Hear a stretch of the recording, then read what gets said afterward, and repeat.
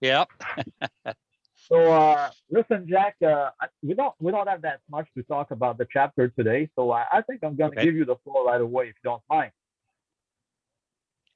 Okay. Sounds great. For those of you that are not aware, I've written an article for exciting new book coming out, being published by SABR, and the subject was Jackie Robinson, his year 1946 with the Montreal Royals, but specifically from a different angle than what we've previously seen in English.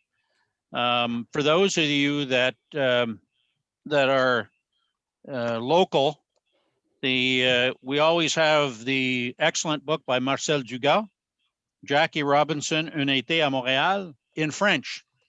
But I thought it was important that we give a different insight into the story of Jackie Robinson in Montreal from a French perspective. So I did extensive research, which included, for those of you that have done this type of research, um, by printing out every edition of the La Presse, La Patrie, every sports page for the entire season, and also some other sources as well.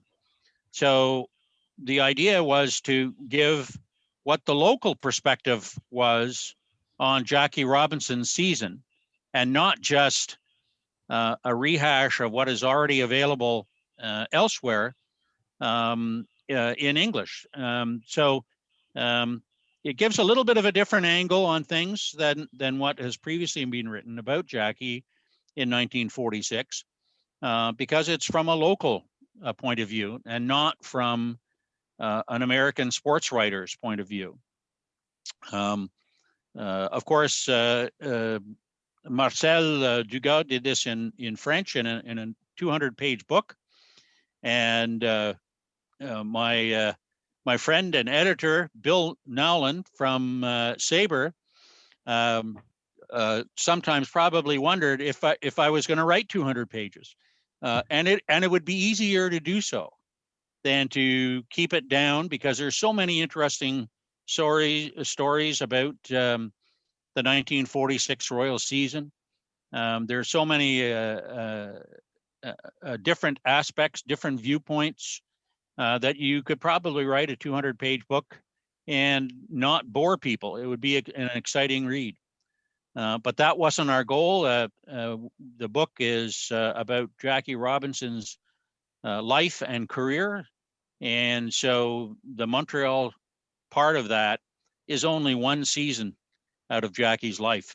So I don't know if many people have had a chance to review it, because it's been posted on the SABR Quebec website. But those that have will know it's a little bit different from what we've previously had to see about Jackie. And in doing the research, which took me probably 6 months, in doing the research, I found out all sorts of interesting aspects. The many of the sports writers, for example, even right from the start, where we were going to have Jackie introduced to the Montreal sports writers, they didn't know this was coming. The sports writers had no idea. And it was kind of a forced issue because of what was happening politically in the United States, particularly in New York, where Branch Rickey had decided that he had to rush the announcement about Jackie to the Montreal fans and to the world much earlier than he had earlier looked at doing. Branch Rickey, whom I think is a genius, very interesting. Some flaws, of course. He was as cheap as the proverbial Scotsman that I am. He was about as cheap as you can get.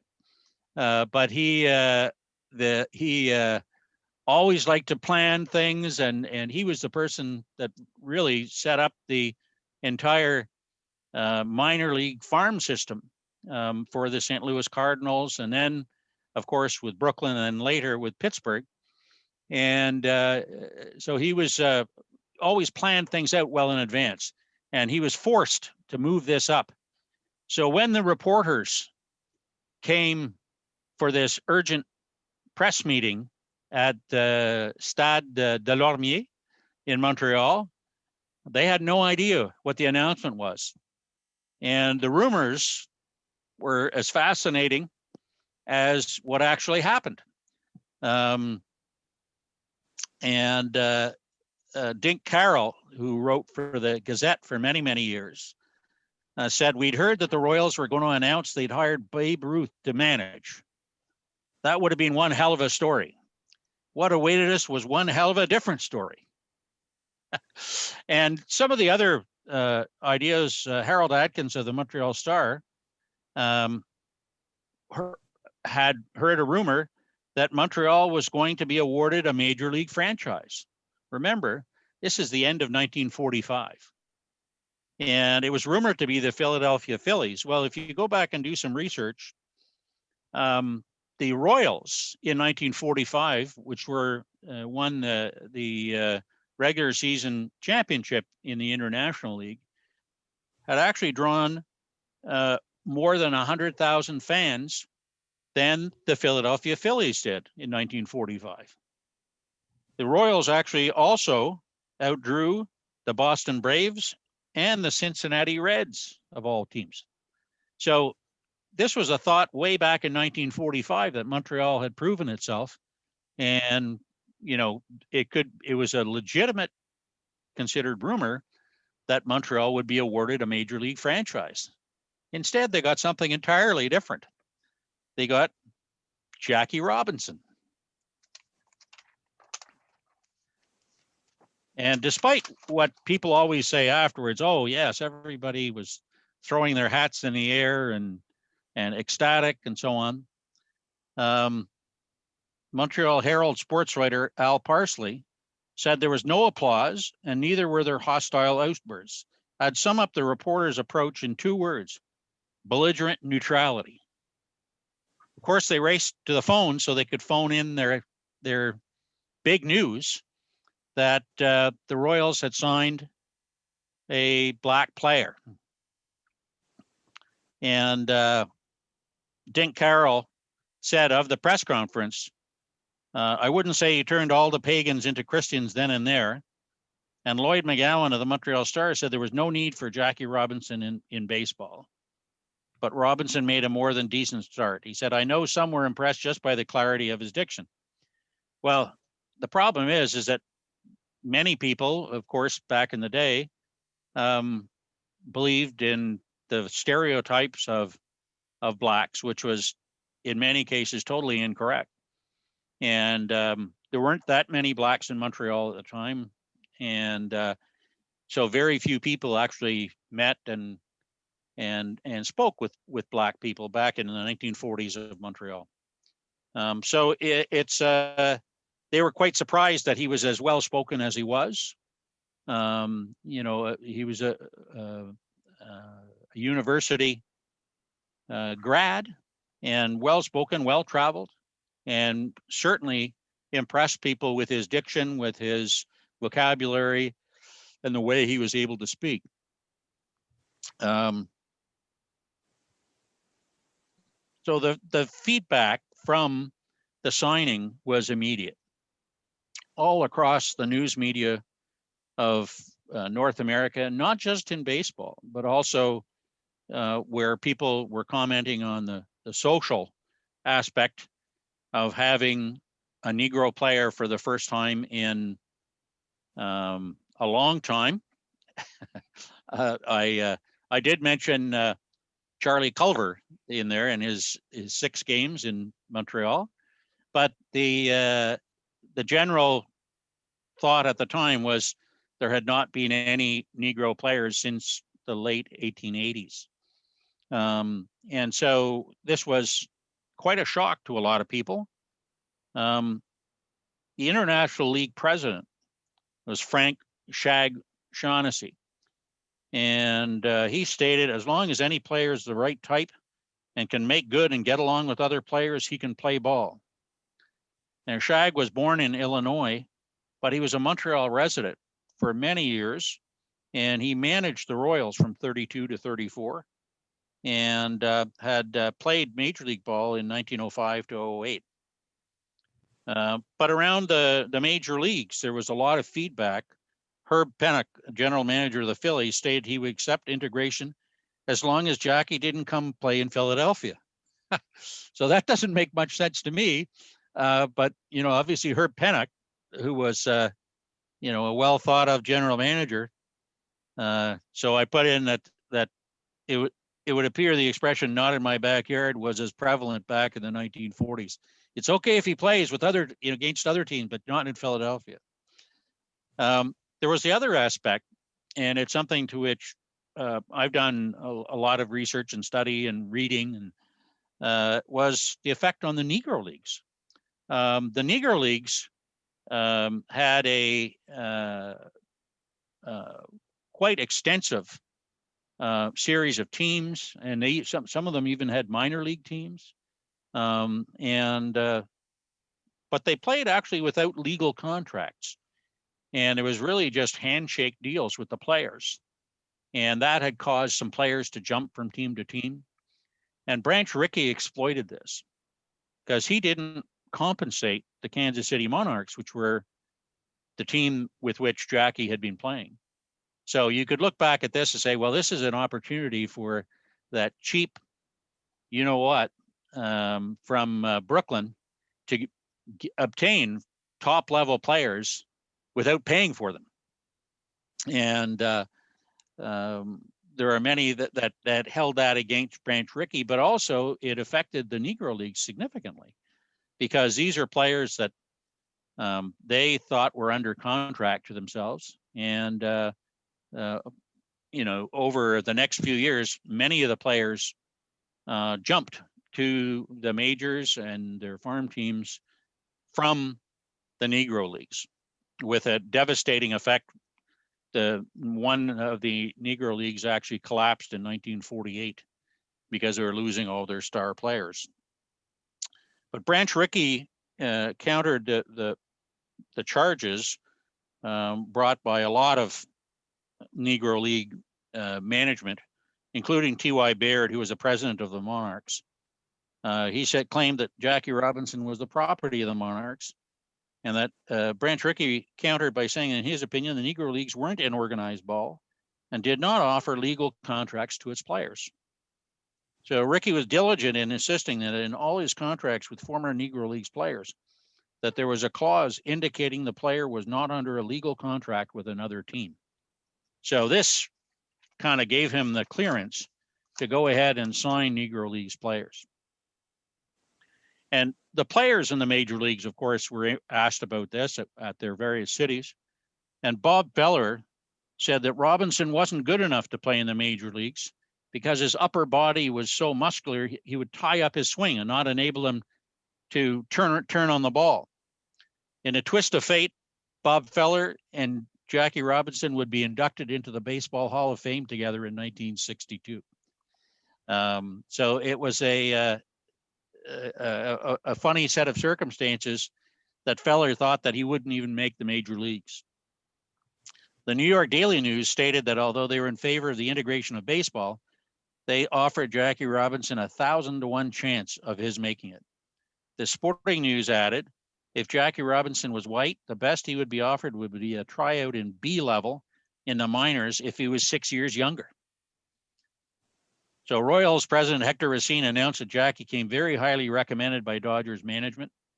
And the Dodgers had done a lot of homework. They had top scout Clyde Sukforth follow Jackie and other players around and not just evaluate their play on the field, but their personalities. And Branch Rickey felt he had to find a Negro Leagues player that had a strong faith in himself, but also wasn't the type to fight back if there was a greater good to be looked for.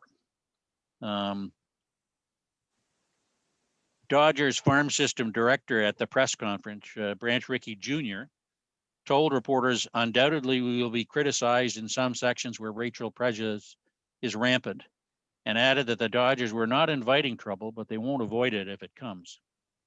He then said that some players might want to quit than play with black players, but suggested they'll be back in baseball after they work a year or two in a cotton mill. He continued that Jackie Robinson is a fine type of young man, intelligent and college bred, and I think he can take it too. So there are actually several parts to the story.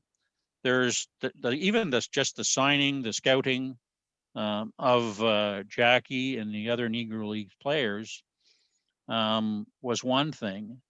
And then the rollout of Jackie being introduced to the Montreal sports writers, and then the fallout from that. And then they went to the feedback locally, and this is something that has never really been covered in English. And so I wanted to make a point of that. And I read all the local papers. So in Le Canada, Paul Parizeau said he felt proud that Branch Rickey believed Robinson would be better received in Montreal than in the United States. And this showed that Montreal was the most democratic city in the world.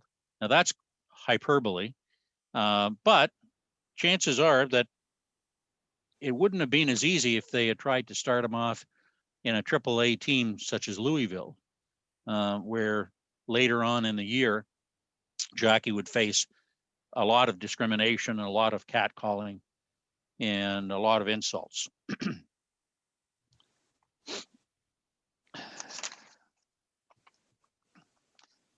So soon afterwards, Branch Rickey announced that the Montreal Royals' new manager would be Clay Hopper, who is a 44-year-old Mississippian.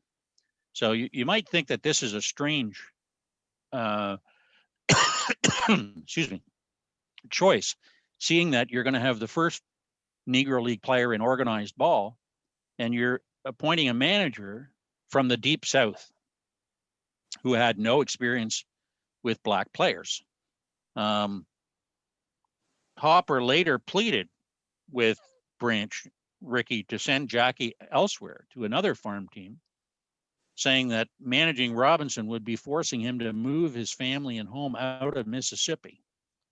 On a later occasion, when Rickey described a Robinson catch as a superhuman play, Hopper reportedly replied, "Mr. Rickey, do you really think an N-word is a human being?"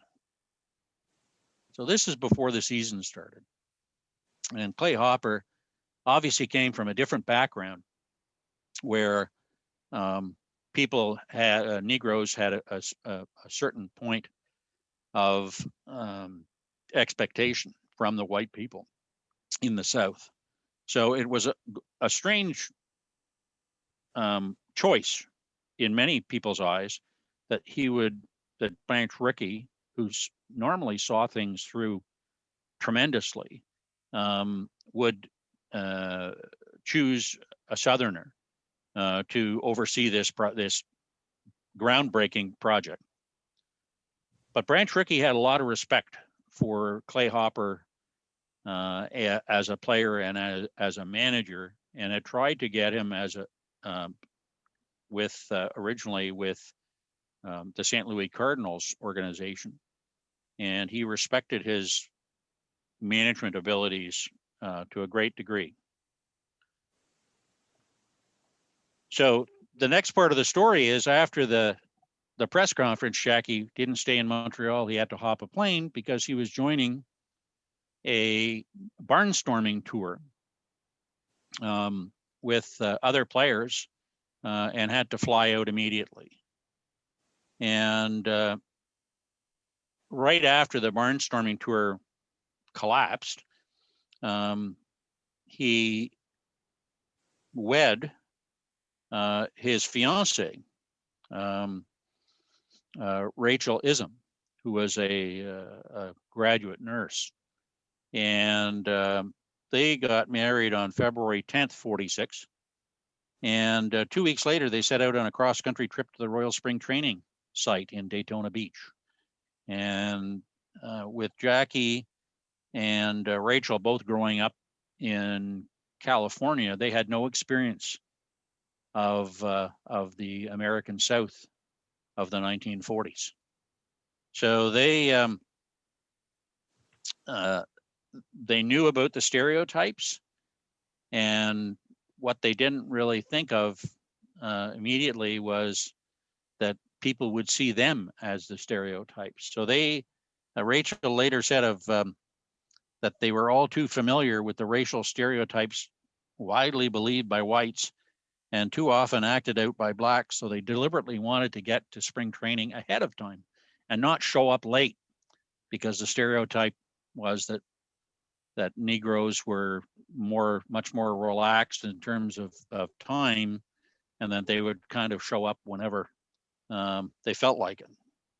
And they ran into troubles actually as soon as they got to the South. They couldn't get to Daytona Beach. Their planes back then, of course, you're talking about DC-3s.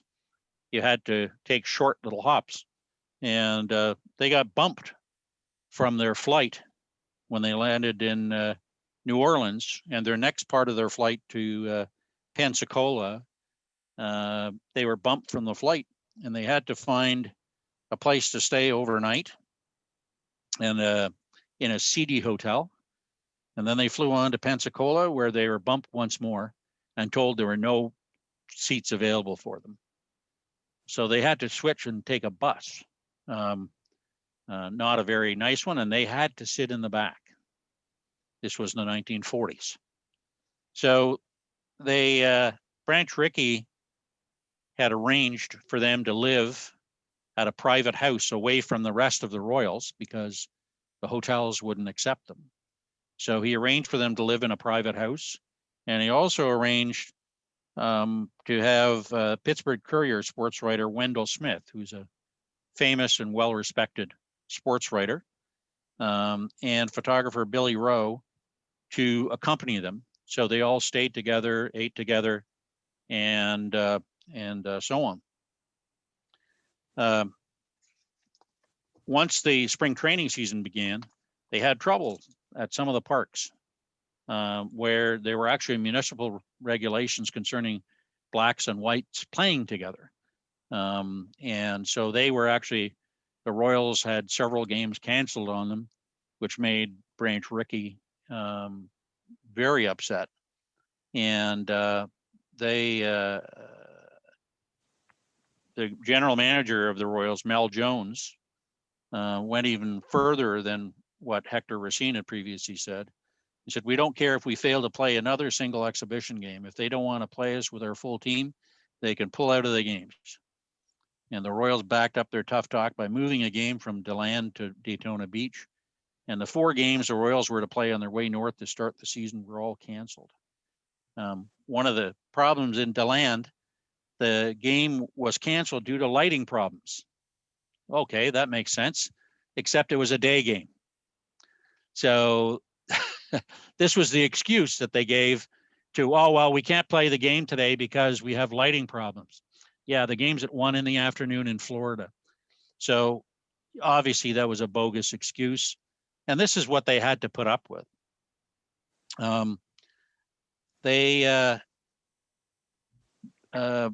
Branch and Clay talked all the time.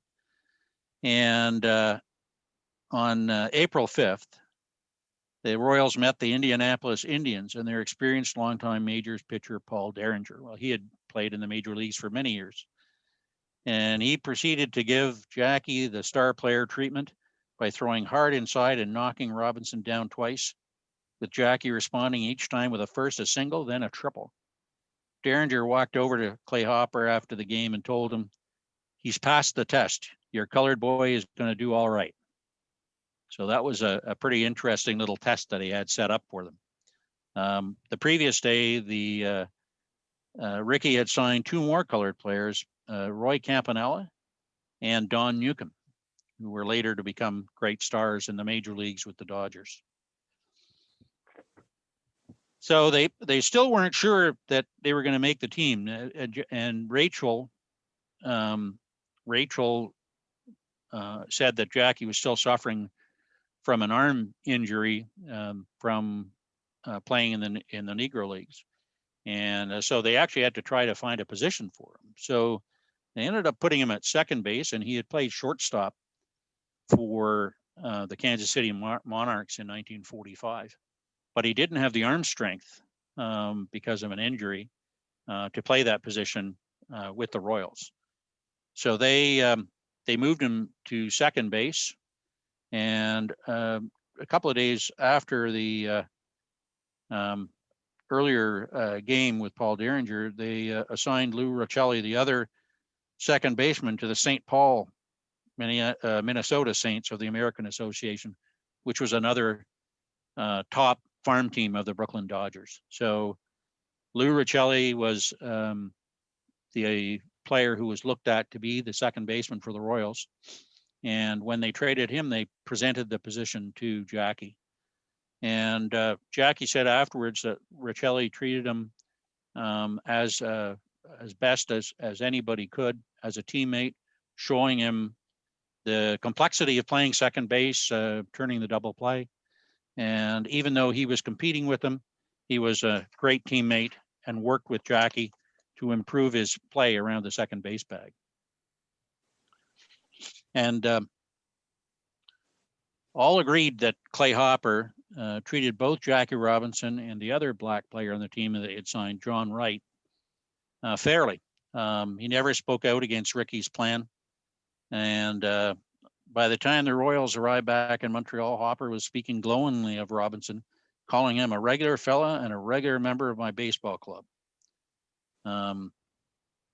When the Montreal Daily Star ran an opening day layout picturing Abraham Lincoln surrounded by Ricky, the Royals owner, Racine, Robinson, and Hopper, the Southerner, asked for an original to put on the wall of his home back in Mississippi.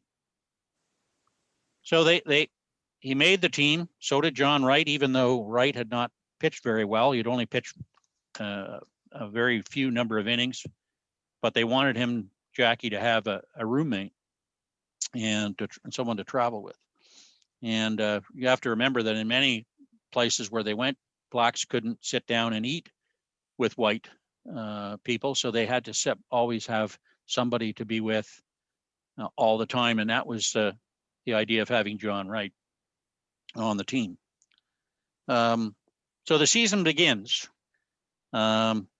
in Jersey City, the very first game, and in his first at bat in the first inning, he had a soft grounder to the shortstop. In his next at bat in the third inning, the Giants were expecting a bunt with 2 runners on base, and Jackie hit a 3-run homer. Waiting for him as he came around in his home run trot was George Shotgun Shuba, one of the outfielders. And Shotgun reached out and shook Jackie's hand to congratulate him, and the crowd roared. The crowd was about double the capacity of the stadium. The stadium had a capacity of 25,000. They sold just under 52,000 tickets. Shotgun reached out and shook Jackie's hand, and later, just around this season, they are erecting a statue of George Shotgun Shuba and Jackie Robinson in Shotgun's hometown in Ohio. That'll be done this year. So La Patrie said it all in a banner headline in the sports section. Robinson plays the role of hero. Sorry for the translation. It's a little bit more awkward. It's a lot smoother in French than it is in English. And that's echoed by the Pittsburgh Courier, the Negro newspaper from the United States, whose headline was, Jackie stole the show. So Jackie had a 4-for-5 day with a home run, 3 singles, 4 RBIs, 4 runs, and he made an error in the field. After the end of the game, fans swarmed the field to congratulate Jackie. And finally, burly Royals outfielder Red Durrett, who had hit 2 home runs that day, came over and escorted Jackie back to the clubhouse through the crowd. So it's not an easy schedule. For those of you that are not aware, they played a lot of double headers. And I won't go through the individual, play through the season. There were a couple, I'll just maybe highlight a couple things, but they played, trying to remember the exact number of games. I think it's 138, of which half the season were double headers. Every time it was a rain out, there was a double header the following day almost, and it was a tremendous number of double headers in the season, which really adds to the wear and tear on the players. So they had to find a place to live in Montreal. The Robinsons did, and Rachel was pregnant, and so she was worried that they would have a hard time renting an apartment in the city based on what they had heard in other cities. And even in California, many people would not rent to blacks in the time. And there were certain neighborhoods where blacks were not welcome. And they were expecting the same thing in Montreal. Well, they were pleasantly surprised that at the first of the list of rental apartments that the Royals had given them, 8232 de Gaspé, the lady at the house received them, brought Rachel in, sat her down, made her a cup of tea, and they agreed to take the apartment. And the lady even insisted on using her plates and so on that she would leave with them. And the neighborhood was wonderful to the Robinsons. And once they knew that Rachel was expecting a baby, all the young boys in the neighborhood would carry her bags for her, and people would give ration tickets, because back in 1945, 46, there was still rationing. And so they wanted her to have more meat. So they would go around the neighborhood and they'd get extra ration tickets for meat so that Rachel could eat meat so that the baby would be healthy. And Rachel later said that the experience in Montreal was almost blissful. They even set up a reporter from the Baltimore Afro-American to Lula Jones Garrett, and saying how much that Rachel was contributing to Jackie's success, and saying she was a rock for Jackie. Well, Jackie started to show signs of exhaustion in mid-season, because not only was he playing all the games, but then there was the heavy travel, mostly by train back in the day. And then they had to always look for a place for Jackie and John Wright to stay, because they couldn't stay with the team in most cities. So it was wearing on him, the constant abuse. Some of the teams, the other teams were very aggressive, Syracuse and a few other teams, Baltimore, which were other minor league teams in the International League at the time, were very, very tough on him. And so he started to wear on him. And Jackie was finally convinced to go see a doctor who prescribed him some rest. But Jackie wasn't really built that way, and he only took a couple of days, and then went to Clay Hopper and said, "I want back in the lineup." And so he continued on, and he was later. Clay Hopper was, despite what one might have thought of him earlier, he was actually quite considerate of his players, and he later started resting Jackie to get him through the season, knowing how important a healthy Jackie Robinson would be once they hit the playoffs. By the end of May, the Royals were already had 27 wins and only 11 losses. So they were heading for the league championship. But in the previous year, in 45, the Royals had lost in the playoffs, and Clay Hopper was very knowledgeable about that and wanted to make sure that they had a full, complete, healthy team for the playoffs. So he missed a week of games due to a leg injury. In the meantime, the Greek community of Montreal held a special ceremony between the games of a doubleheader on June 16th. And they celebrated Al Campanis, the Royal shortstop. He was presented with a radio and even spoke a few words of French to the rapturous crowd at Delormier Stadium. So there were other players that were later to be big names in the major leagues and in management. So Al Campanis was the regular shortstop that played alongside Jackie. I won't discuss about Al Campanis's later problems, which got him kicked out of baseball. So they closed off the month of June. They played, and in the text, I go over a fair number of the individual games with a couple of little highlights in there. Sam Malton of the Montreal Herald, who also worked for the Pittsburgh Courier, said there was no doubt that Jackie's popularity was the main reason for the increase in ticket sales. So it wasn't just at Delormier Stadium that the ticket sales went up. They went up wherever they played. Wherever Montreal was the visiting team, ticket sales soared. Rochester had 14,000 fans for the first two games against Montrealers compared to only 2,400 the previous year. And in Syracuse, the first visit of the Royals drew an all-time record attendance for a weeknight game.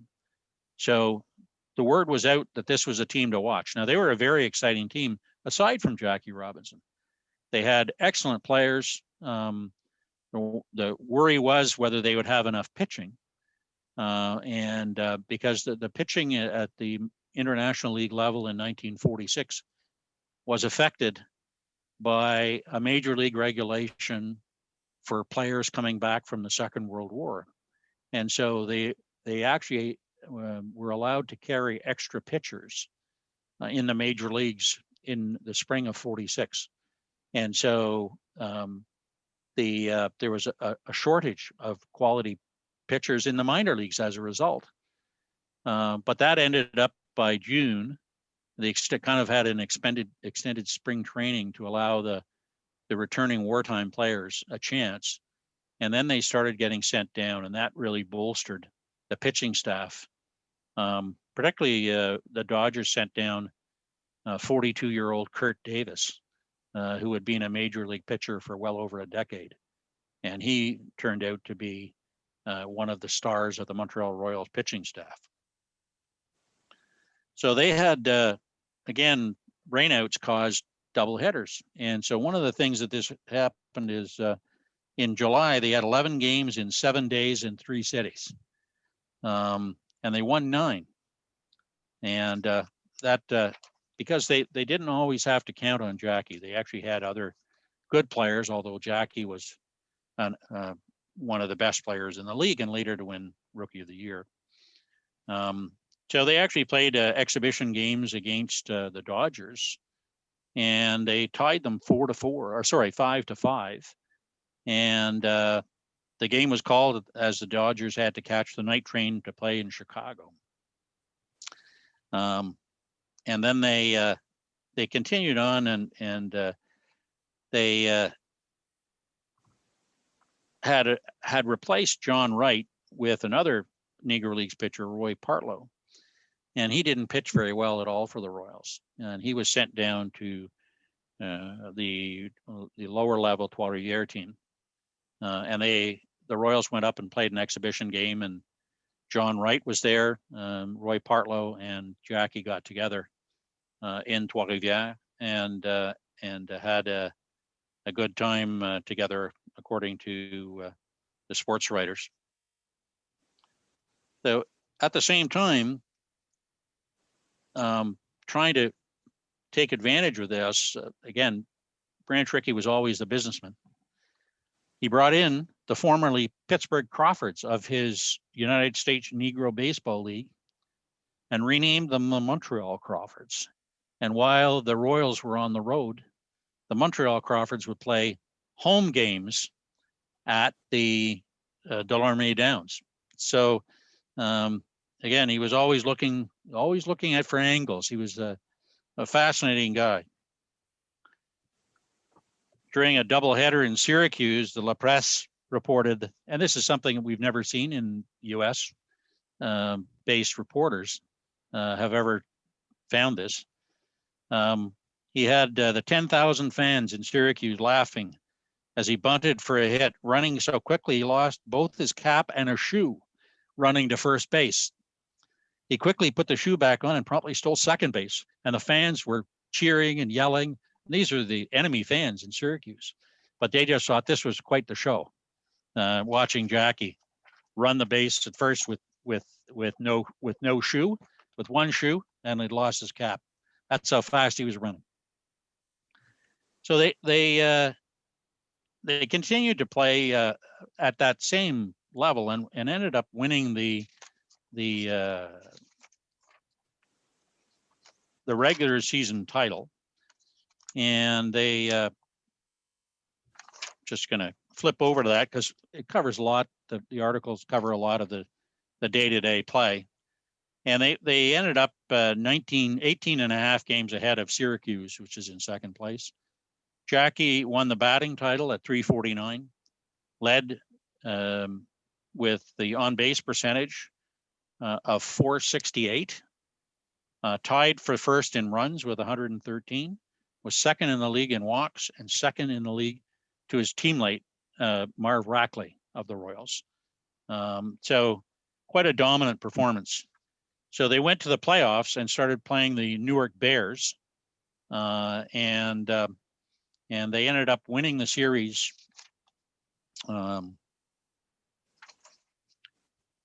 Winning the series, was it 4-2, and then moved on to face Syracuse, who had been the second best team in the International League, for the Governor's Cup, for the International League's championship. They lost the first game, and then they won the next 3 games the next 4 games to win the series 4-1 in Syracuse. And now this a story that is quite well known throughout baseball is the Royals traveling down to Louisville to face the American Association champion Colonels in the Little World Series. So Robinson had managed to withstand abuse, but Louisville promised to raise the attacks to a higher level. Louisville outfielder John Wellage said of the Colonels fans, they called him everything under the sun. And while the Royals stayed at the Brown Hotel, Jackie had to stay in the home of a prosperous black lawyer.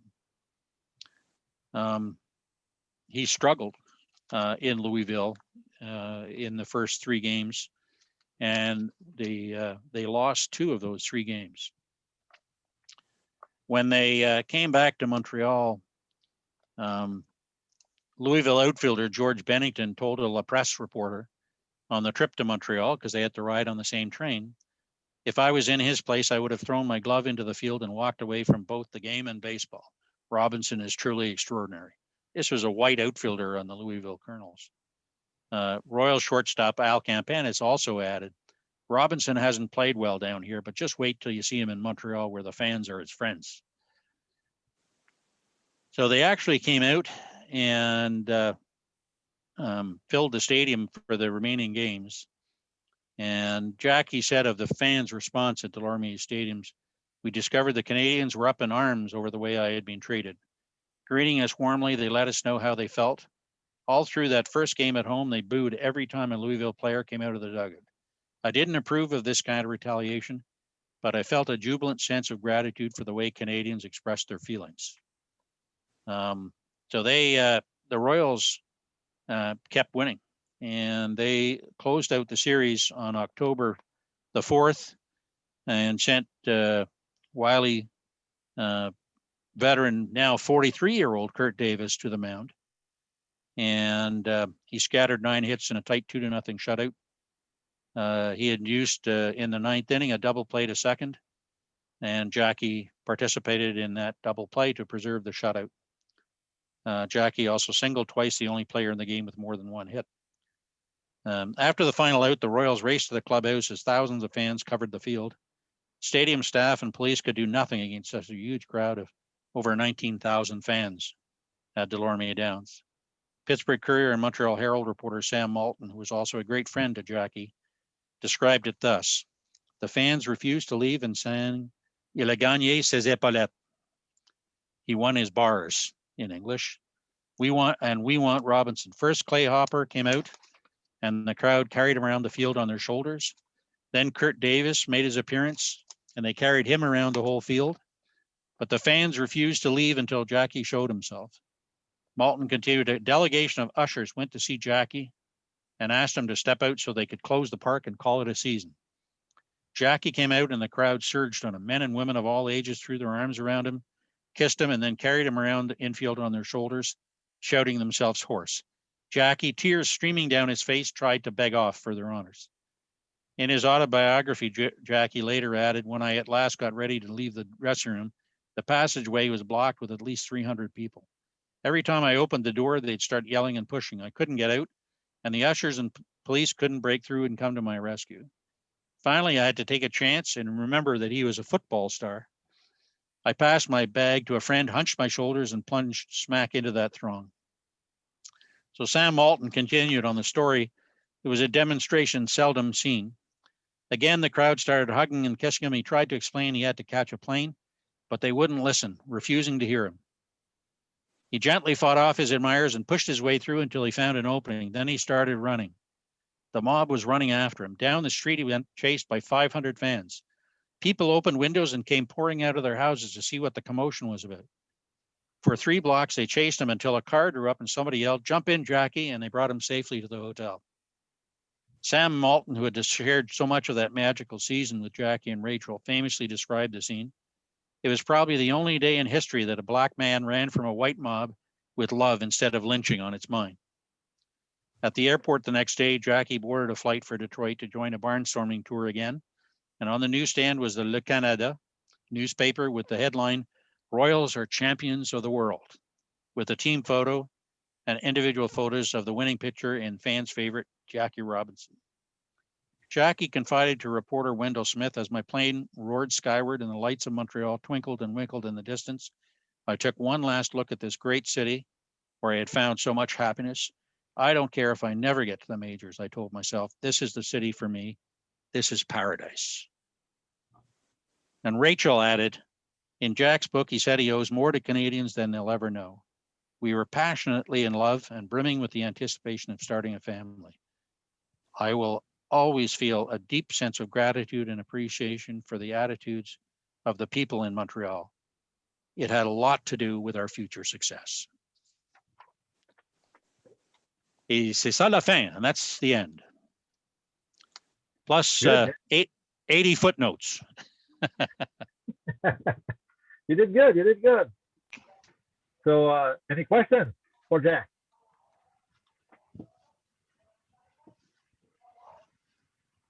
Yes, sir. Go ahead. Jack, has Jackie ever considered moving to Montreal? Ton micro, Alain. Il est supposé d'être là. Je suis supposé demander. Est-ce que vous m'entendez? Moi, je l'entends. Ah. OK. OK. Je vais répéter ma question. I'll repeat my question. Jack, do you know if Jackie Robinson, his family, ever considered moving to Montreal? After he finished playing, he got involved very heavily in American politics. Mm-hmm. And he also was an executive with chock full of nuts coffee, which was one of the big with Maxwell House and other American coffee companies. He was one of the largest, or the largest coffee company, and he was I believe he was vice president, and their office is in New York. So he lived in Connecticut, within commuting distance of Manhattan, and he did come back and visit Montreal. We have pictures of him signing the Golden Book with Rachel, even after his playing career was over in 1958. And he, for a short period of time, and Jacques Doucette will certainly know this, he actually acted as a color commentator for Expos games in the early years. I believe it was only for the 1 year, but he always maintained that the experience of Montreal and playing with the Royals and living in the city with what he said was the wonderful people of Montreal was a very important step in the very important step in the Jackie Robinson story, and it's something that hasn't been covered all that well in movies and so on. It's really kind of glossed over, and that's why I thought it was so important that we give something from a Montreal perspective in the new book coming out on Jackie. So it was. Did he ever consider? He probably, I'm sure there are probably a number of times where he thought, it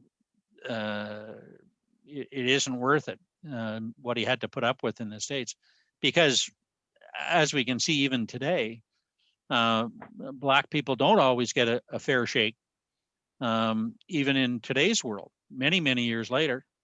And he had to put up with that.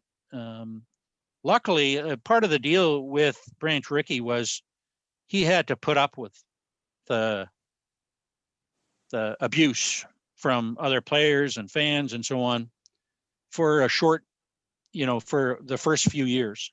And then Branch released him from that. And he was able to have his full personality back, which was when somebody shoved him, he'd shove back. And he was a real tough, hard-nosed player and respected by other players for the aggressiveness that he showed once he was released from this deal with Branch Rickey.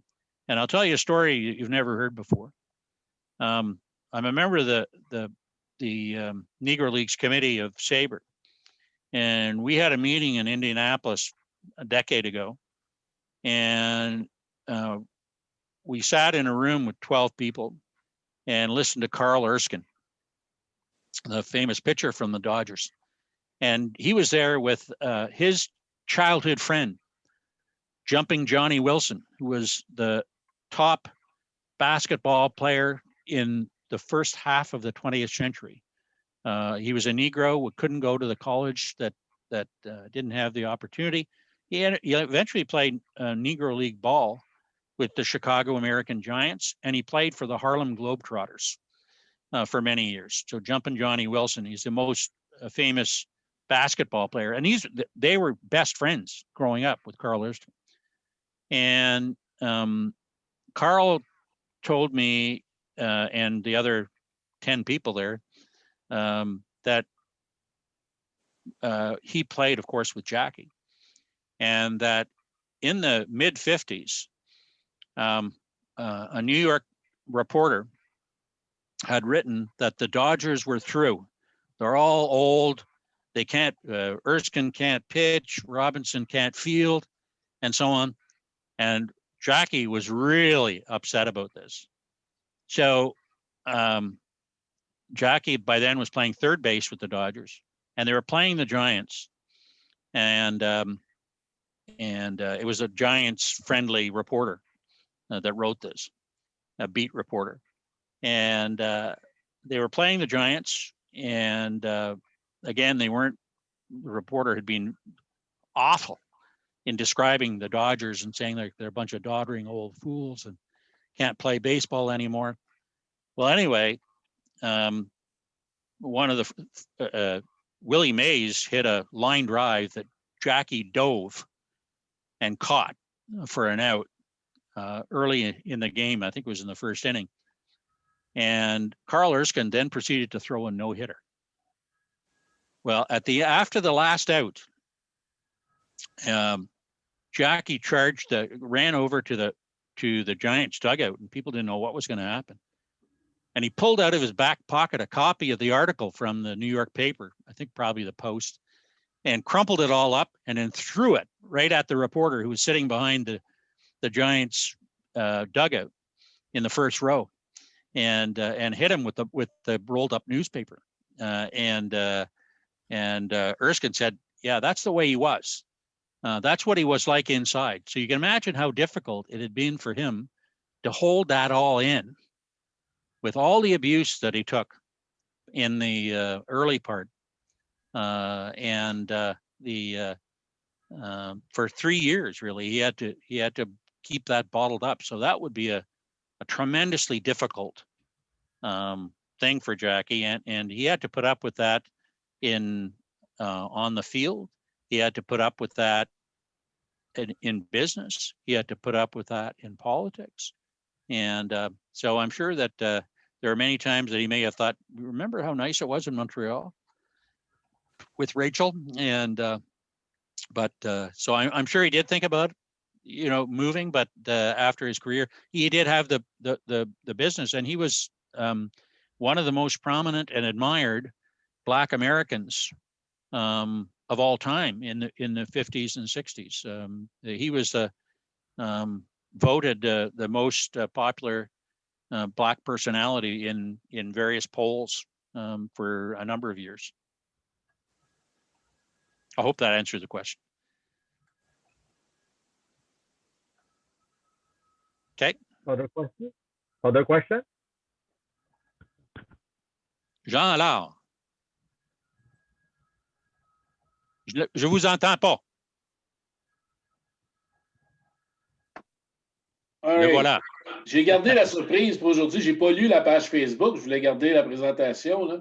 Mais Okay. est-ce qu'il y avait des journalistes francophones qui suivaient sur le beat, sur la route? L'équipe aussi, oui. Les propos étaient comme rapportés, puis... Oui, j'ai fait avant de commencer à écrire, j'ai imprimé tous les journaux de l'année avec l'aide de BANQ. Maintenant, on peut faire ça sur ligne. Dans l'ancien temps, il fallait, vous vous souvenez tous, de faire des recherches avec la machine, là, puis imprimer une page à la fois. Maintenant, on peut le faire entièrement sur ligne.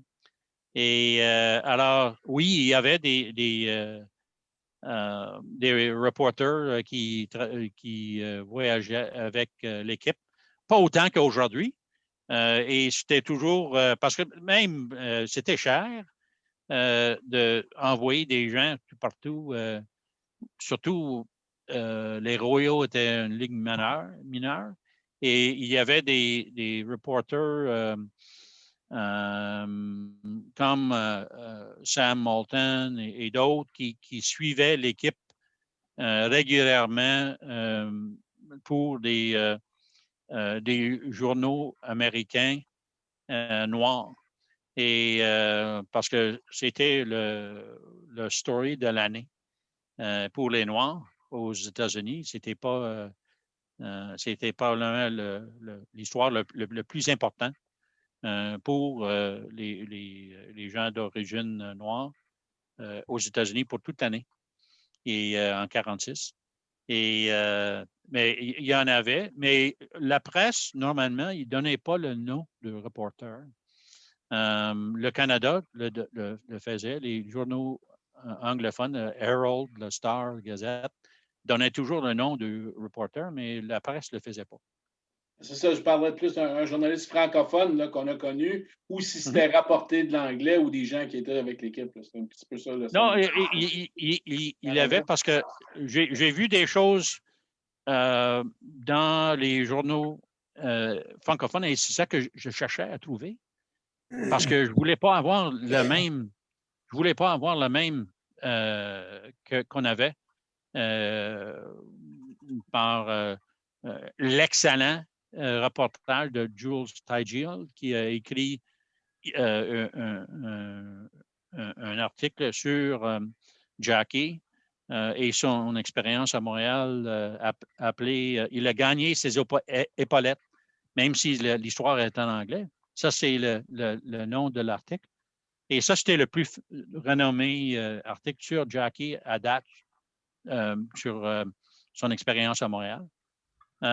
Mais il ne voulait pas faire lui, Jules Tygel, il ne lisait pas le français.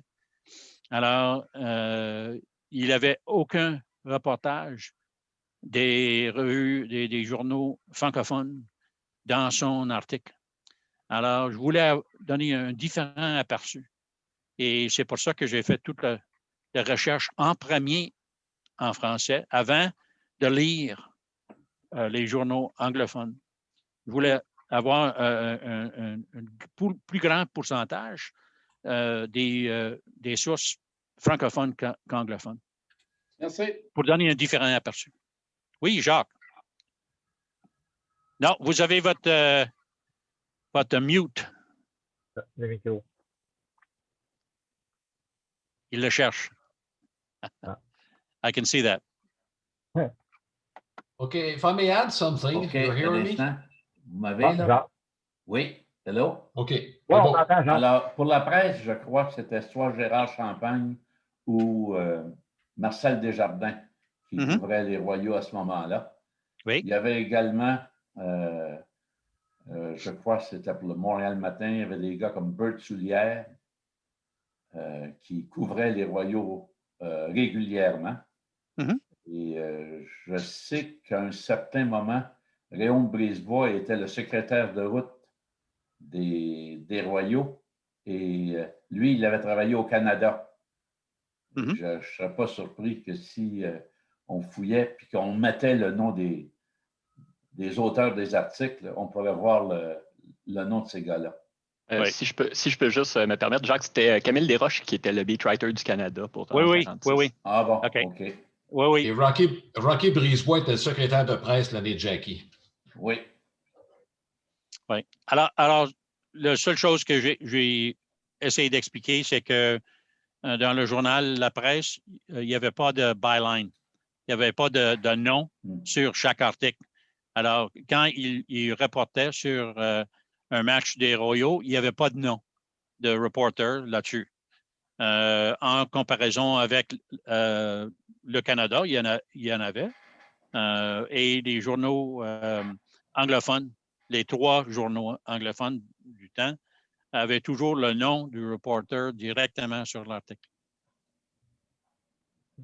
Merci, Jack. Moi, je dois vous quitter. Alors, ça a été très, très, très intéressant. Puis au plaisir de se retrouver bientôt. Oui, merci. Oui, j'espère. Merci beaucoup. Salut, Merci. Jacques. Salut. Salut. OK, Patrick? Oui, Alain, avais-tu quelque chose à dire, Alain? Alain Gros? En fait, c'était sur Rocky Brisebois. On en a parlé tantôt. Rocky Brisebois était le secrétaire de presse l'année de Jackie. Puis dans ses écrits plus tard, il en fait référence. Comment est-ce que justement Jackie il a goûté pendant qu'il était avec les Royaux, là, en nommant certains joueurs qu'on ne connaît pas nécessairement et qui n'ont pas rendu la vie facile à Jackie Robinson. Ouais. Mais ça, il faut vraiment fouiller là, pour avoir les chroniques de Rocky Brisebois comme tel plus tard dans sa carrière. Là. OK, c'est ça. C'est des réminiscences, dans le fond. Pardon? C'est des réminiscences. Oui. Marcel? Yes, Jack. I missed most of your expose. Sure, it was great. Oui. I'll listen to it later on. Est-ce que vous voyez ça en même temps? Est-ce que vous me voyez? Non. Non, OK. On voit un écran noir comme c'est là. Alors, je ne suis pas sûr pourquoi. C'est correct. Je pensais, on n'a rien dit, mais vas-y, Marcel. And I don't want to steal your thunder in any way. I just want to add a little something to what you answered to Alain a minute ago. Jackie had plenty of offers to stay in Montreal after the 46 season. The Alouettes had just started. At that point, they were starting actually in the fall of 46. They wanted to offer him a contract as he was a football star back in his college days. He had offers also to coach high school basketball. So he had different options of things he could have done, and he decided to stay in Montreal after the season. Comment je fais pour fermer ça? I have a question. But basically, he said that he was done with football, and that it was too cold in Montreal. He had no desire, and Rachel had no desire either. They were both from California. They did not want to face the Montreal winter. And just maybe a question also. You were discussing, of course, that incredible mob scene on the 4th of October. Reading about that, I don't know if you got the same feeling I got, that basically Montrealers knew he was gone, that he was not coming back, and basically they didn't want him to leave, and they tried to hang on to him desperately. That's the feeling I got, that it was kind of a way to, we don't want you to leave, stay here, and they tried to physically restraining. I don't know if you saw that the same way I did. Yeah, Marcel, and thank you. At the beginning, I thought my screen was visible, and so I was holding up your book and explaining how useful it is for people that and mentioned your book, and said that we now have an excellent recounting of the story. Unfortunately, it's only in French for now, so that's why I thought it was particularly important that SABR in the book about Jackie Robinson gives a prominent look at the 1946 season in Montreal. Because all the other viewpoints that have been published have been from an Anglophone point of view, and I wanted to bring the primarily Francophone view from the newspapers and the reporting that were in 1946 in Montreal, not just tell the same story that had been told from the English side. Warren, you had a question. Very quick. Yeah, sorry. You've done a great job of covering the media and how they covered his year in Montreal. Did you talk about his like social life or anything? Was he a public figure that we knew more about Jackie's, what he did off the field? The funny thing is that they were only here for a number of months. The white players on the Royals primarily lived in the English part of town because they were all Americans, virtually all Americans, and except for Jean-Pierre Roy and for a while Stan Briard, but all the rest were Americans, and they stayed in the West End part of Montreal, whereas where the apartment was where Jackie and Rachel were living is not in the West End. It's quite far. Rachel described it as being 2 streetcars and a bus or something to get to the West End of Montreal. And so they didn't mix very much off the field. They really kept to themselves. And the home that they had on de Gaspé was kind of like a refuge. So they weren't out very much. They did go out with for a couple of times with, of course, the reporters, because they had Negro reporters covering the Royals the entire season. And so the ones that traveled with the Royals and spent time in Montreal, Sam Moulton and a few of the others, they would go out for dinner all the time on a regular basis. And there was no, to my knowledge, there was no restrictions on where blacks could sit or whatever in the restaurants at that time. And they were in an area where there weren't very many black people. It was the black community of Montreal in 1946 was primarily down just below downtown.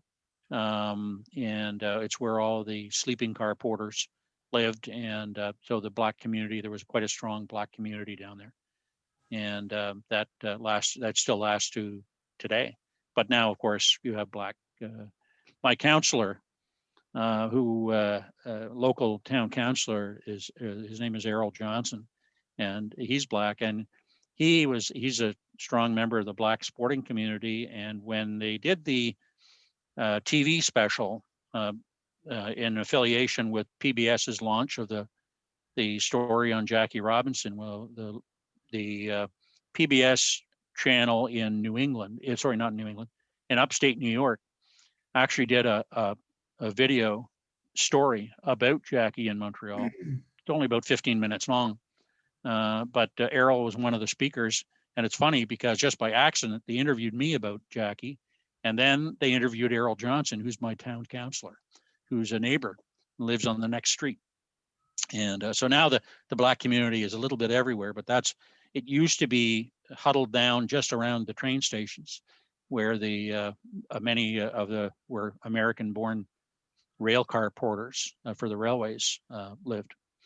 But so they didn't have much of a social life, from what all I've read, and they really kept to themselves. And they were newlyweds, and expecting a baby, and so they didn't have much of a tremendous social life. I have a question. Philippe? Yeah, is the residence on the Gaspé Street commemorated in any way? Does it still exist? Is. And you can see that in a book published by somebody on this screen. His name is Marcel Dugas. Mm-hmm. And he took pictures, and I've got it right in front of me right now, and I'm sorry you can't see it. Your screen is black, Jack. Yeah, I don't know how to fix it. I've got it on video, so I don't know what the story is, why it's black.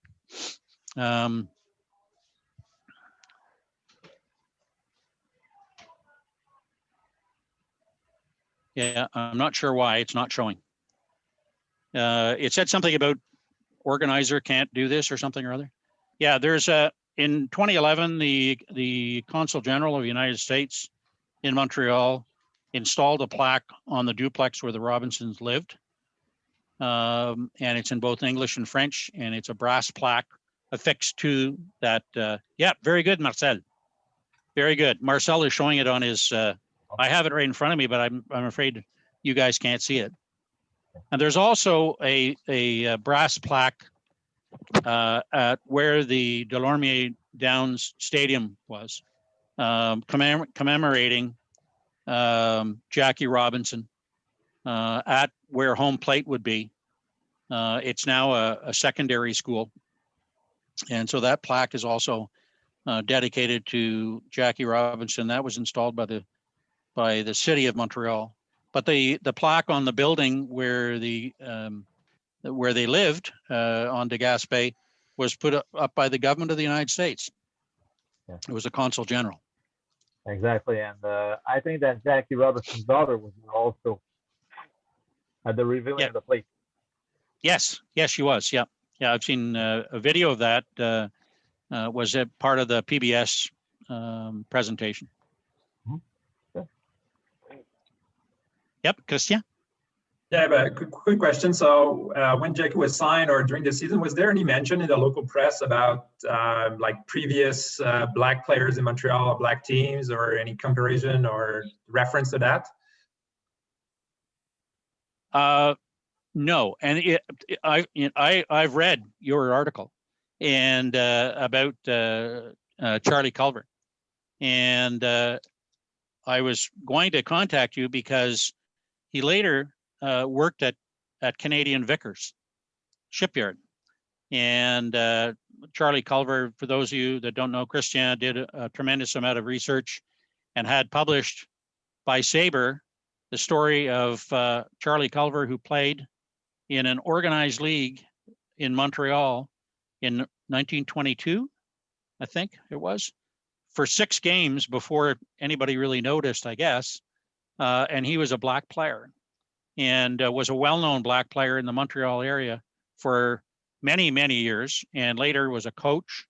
And I believe he was also a coach in the provincial league or a manager. But he worked at Canadian Vickers Shipyard, which was one of the largest employers in Canada. And the reason why I know about this is my father was the treasurer at Canadian Vickers. And I have done a lot of research on Canadian Vickers, intending somewhere down the line to write the history of the company. And I know where their personnel records are. And I was going to look up Charlie Culver because remember, he's Black. He later became a foreman. He was a foreman at Canadian Vickers in the late 40s and early 50s. And at that time, Canadian Vickers, give you an idea of the scale, in 1944, they had 13,000 workers. And they were the largest shipyard in Canada, producing the most number of ships in World War II. And they had all the design teams and everything to design the ships. And then they were fed out, those designs were sent out to other yards all across Canada for them to build the ships. But it was a major, major employer in Maisonneuve. Our friend Patrick Carpentier is quite knowledgeable about that because of being in Maisonneuve. Yeah, I live there. And I have probably about 2,500 photographs of Vickers from their own personal archives. I located their company archives and copied everything. And so I find that interesting that even back at that time, a Negro could have the chance to become a foreman. And he must have had great leadership skills, which I think is evident by his career. Again, Montreal was better in many ways. Quebec was better than many other ways than the experience certainly in the southern U.S. and so on. Not just in baseball, but also to have this Black gentleman be promoted to a senior supervisory position in a major industrial company. So he must have been one heck of a leader. Thank you. D'autres questions? Other questions?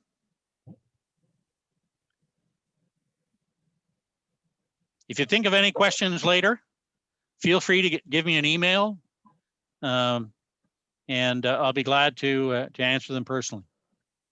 Yeah. So thank you, Jack. You're welcome. Yeah, nice presentation as always. So I think we're gonna call it quits if you don't mind. No more questions, whatever. So maybe our next meeting will be around May as usual, our spring meeting. So hopefully we'll have another good presenter. I have one in mind, so don't worry about that. So if you have any more questions for Jack, you know where to reach him, and same for me. So stay safe, my friend. And I'd like to say, can I just say something? Well, I just noticed that the photo or the screenshot of Bill Nowlin just popped up. And so he is the esteemed editor of the book coming up about Jackie Robinson. And as well as, I don't know how many books, I don't know if Bill can even count that high, the number of books that he has contributed to. I just turned on the screen. I was here from the beginning, Jack. Enjoyed the whole presentation and your article, and looking forward to the book coming out by April. Yeah. Oh, that'd be great. There's so much that I learned in doing the research, and with all the other articles that are going to be in there, I'm going to learn that much more about a gentleman who's a fascinating part of the history of the 20th century.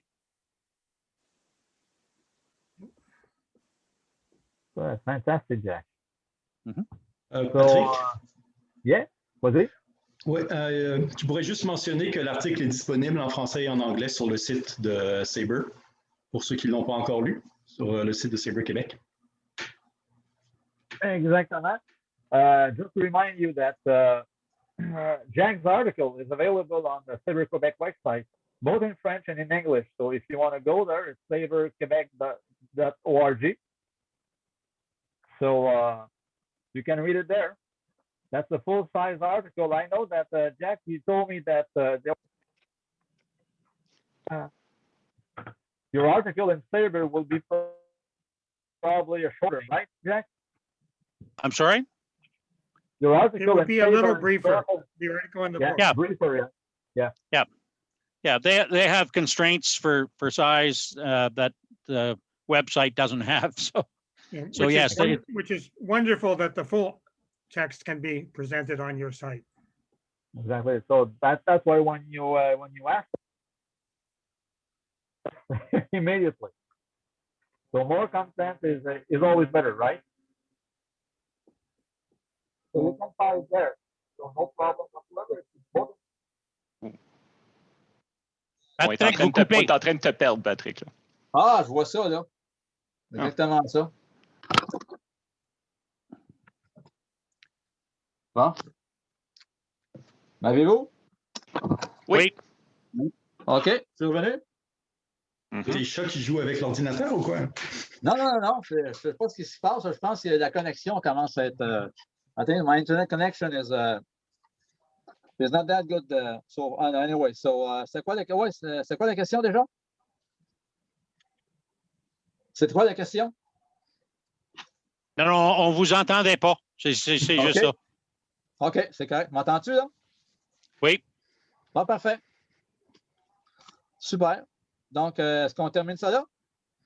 Oui. Merci beaucoup, merci beaucoup, Jack.